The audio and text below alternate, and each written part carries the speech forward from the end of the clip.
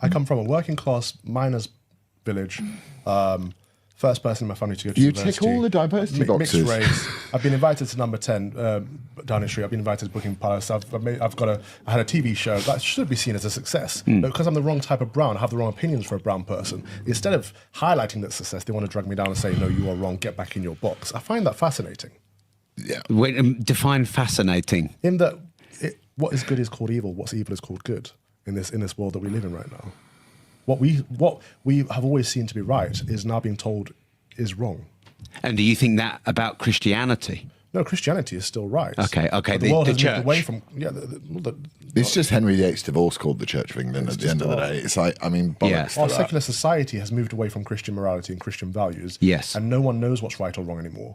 And what's right Agreed. or wrong today isn't right or wrong tomorrow and wasn't right or wrong yesterday. So people are confused. I very much agree. Is that partly as well because we're now international and so we don't have our own very clear, more tribal rules, with, for example, immigration and everything is just, what is it? What's the identity? Are you international? I don't feel like I don't feel like a global citizen.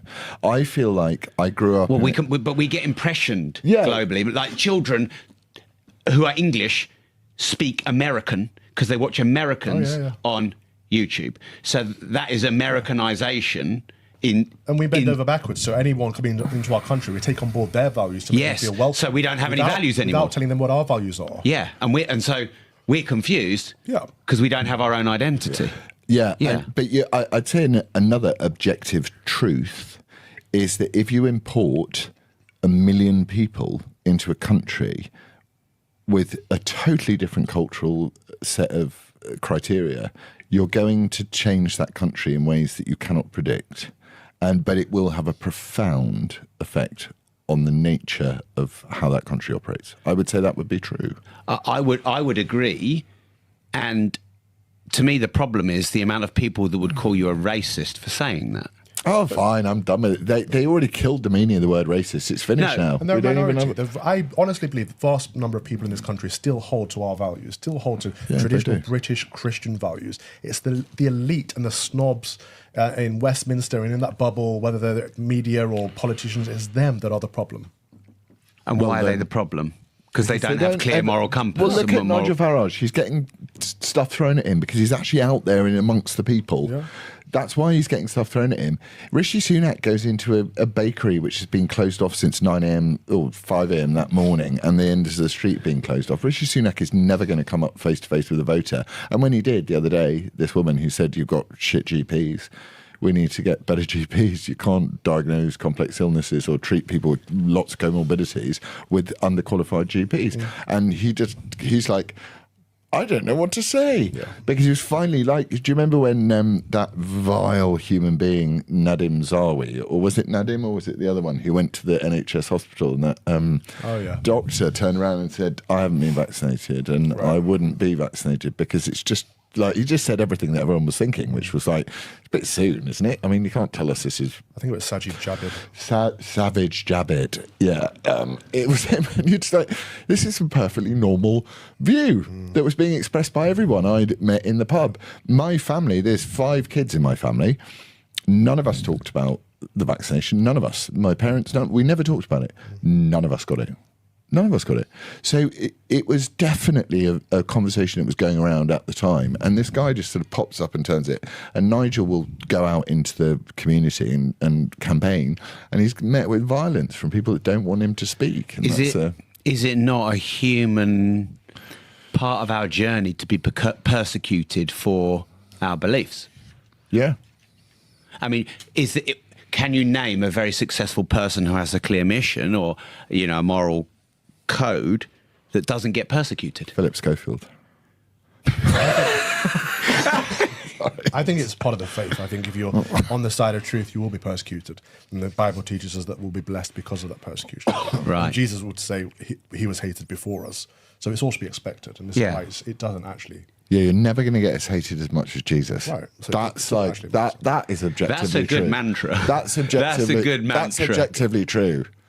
It's like, that's a good mantra. And actually, if you that's take my next tattoo, or my first tattoo. If you take it a bit further and you hang out with someone like Tommy, for example, that man has been persecuted in ways that You know, like some of the stories he told me about what's happened in his life, I'm just like, and you look at the after effects of it on his body and his mind now, it's affected him hugely. And even he's not suffered as much as someone who's just been completely wrongfully killed by just basically saying love one another.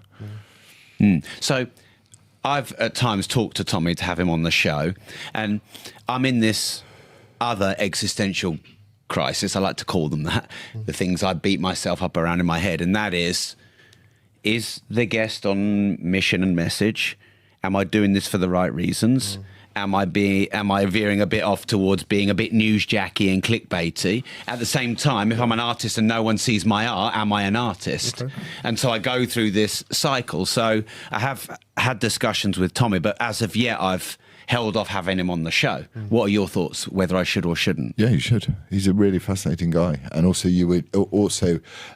one of the lessons that all of us should learn, whatever your political affiliation and whatever your feelings about anything, is nobody should be cancelled. You should not cancel people, whether you disagree. Unless you break the law? Yeah, I think that, well, then you're sanctioned. There is a legal problem there. But right, and that's an important difference, isn't it? But I was listening to a guy this morning, a black guy, who was born and raised in the 60s. He was sort of growing up at the flip side of Jim Crow and segregation. And he happened to be quite rich, and he grew up in a white area, and he joined the Scouts. And they were doing a Scout parade through town, and he started getting, people were throwing stuff at him. And he was like, oh, why did people hate the Scouts so much? And then his parents explained to him that, no, it's because you're black and that's why they hate you. And he said that one formative moment in his life made him go, I'm going to go and talk to all of the most racist people I can find to find out why they're racist and help them understand that I'm just another person just like you. That's interesting. And he was really fascinating. And that's quite common. Because our voids create our values. All of the people that rescinded... So this is KKK territory, the South. Wow. And a huge number of them rescinded their membership of the KKK and gave them their gowns and all of this stuff so that he could open a museum. He would not have that mission had he not had the persecution. And he made the best point, which was, he said, this whole term anti-racist, he said, that's wrong. You should be anti-racism. Which is much better. Yeah. Because the racist is just a person. Racism is an ideology. Right, yeah. And I just thought that he took his persecution and turned it into something fantastic and wonderful and moving. And, reminded us of what we all actually innately know to be the objective truth, is that we're all made in the image of God, doesn't matter what colour our skin is. Amen. And you're called a racist for it. For saying that, you're called a racist. So that's what I find. And so why has Tommy Robinson been, branded like a cow as this extreme racist? Because no one was paying attention. And Tommy Robinson was... I was with Mark Stein last night, and he said, you have the same problem as I have. You see things way before they happen. So he said, you when I called out Meghan Markle, he said, now you could say Meghan Markle's a whining bore-off on mainstream media today, and it would be like, yeah, whatever. But when I said it, it was Satanism. In the same way as when he said that... What, because you said it early? Because you call it early. So Tommy... And you're misunderstood. Tommy was calling this stuff years ago. And what we did was we allowed him to be cancelled. When I say we, I mean all of us. Even those that intended for him to be cancelled and those that didn't. We allowed it to happen, and we shouldn't allow it. Cancel culture, the cancelling of someone's views, however abhorrent they are. As long as they don't break the law. Well, as long as they don't break the law. But these Ku Klux Klan people, this guy, they were breaking the law. One of them was in jail for the attempted murder of and lynching of 2 black guys. And he went to visit him in jail and spoke to him. So I don't think it's about the confines of bars and walls and boundaries. It's more about what you're willing to deal with in your own head, what you're willing to discuss. That's the limits of it. It's not... But cancelling someone saying, right, we want Milo Yiannopoulos off Twitter, we want Alex Jones off Twitter. It's like, whether you agree with Alex Jones or not, doesn't matter. He has a right, in exactly the same way as you do, to express a view. And in the same way as these vile Islamist twats who walk around London going, I want to kill Jews. have the right to do it. But at the same time, Yeah, there but is a surely law, when it gets to it's inciting incitement to hate violence. and war, yeah. Well, not hate, violence. Right. But incitement to violence, it should be a crime, and Yes. absolutely should be a crime. And those people should be arrested. So the problem I see at the moment is it's more trial by media than it is trial by law. Yeah, exactly. Yeah. How much has it cost you to share your opinion in pounds and pence? Like, how many lawsuits? How much have you had to pay? Just be a bit before lawsuits. Where are we now? I'm on year 5 of the Lawrence Fox mission to try and tell people that I'm not. Sorry, just in pounds and pence, that's probably 6-7 million quid. It's cost you without the that's pre-lawsuits. Without the lawsuits, it's cost you £6 to £7 million. Yeah. Have you not thought to maybe just slightly change the wording on some of the things you say? No, because it takes. Didn't you just lose a It's not case about money. for 108? Yeah, but how could that money be invested more? Because I believed that the judiciary in this country, like, if you're going to challenge, It's not about money, but the money is the fuel. Mother Teresa still needed backing. Gandhi was expensive to travel around the world. To save the money. I have backing. No, but you can be elegant with your language or know the law. I believed, because they did throw out her case, Nicola Thorpe's case, I believed that the way that you tell whether you live in a fair and open society is by asking the judiciary a very simple question: am I a racist? And if it's defamatory to call somebody a racist, are you going to do that? So I thought, I could have done it with Yasmin Alibi Brown. She called me a racist on TV. It's the only episode of Jeremy Vine that's not available to download. And the reason is because she defamed me terribly. And I was And you didn't sue her? I was stupid. I said to her, take that back, otherwise I'm going to sue you. And she realised in an instant that she just defamed me badly on national TV. So I thought, and I still defamation should cost, I think. There should be accountability for that. Ruin someone's business, their livelihood, their family. Yeah, but all of that has been ruined by me, and I haven't been rewarded for it financially at all, but I've been rewarded for it in ways that are much more interesting than money. So it's cost you £6 or £7 million in the 5 years of... That's just in lost earnings. In lost earnings. And then didn't you have £180,000? Wasn't it? And wait for the £2.5-3 million costs order that will be made as well. Yeah. How does that make you feel? It makes me feel like look, some of us are lucky enough or unlucky enough. I sometimes often feel it's unlucky enough to be in a position to try and stress the system, to try and see if it works. And I wanted to know whether the judiciary worked. And in my view, it doesn't.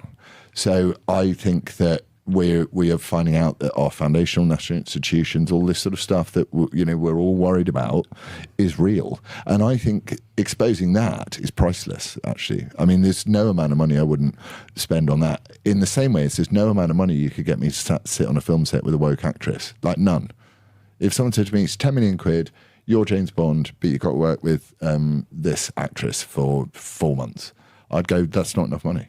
There's just not enough. There's not enough dollars that you could put in my hand to make me work with someone who would make the short period of time I have on this planet worth less. Wow. Money means I've been really, really rich in my life and miserable, and I've been very, very poor and been happy. And that is just a truth. But you can be rich and happy. You can, and let's hope that one day we get there. Because it's not the determining factor, is the point, isn't it? No, money is an exchange of value. It's a tool. Yeah, when we give it's a social contract we believe in. It is. Which is the only social contract we believe in, actually. It's the only one we believe in. Yeah, I mean, I think the cracks are starting to appear in our belief around the money system, aren't they? I promised to pay the bearer on demand the sum of. Yeah. It's not the actual sum of. No. It's a promise to do so. And that's, and you look at what America's done, you look at what Biden did with the COVID, sort of resurgence thing that he did, which was $2 trillion. It's like the American debt. That's our fee. That's our tax. Yeah, and Rishi Sunak had to admit that £1 billion a day that he poured into, that he just sort of that's our tax. That's our inflation. That's our. This comes back to my mission to educate people on this, so we can understand what's being done to us.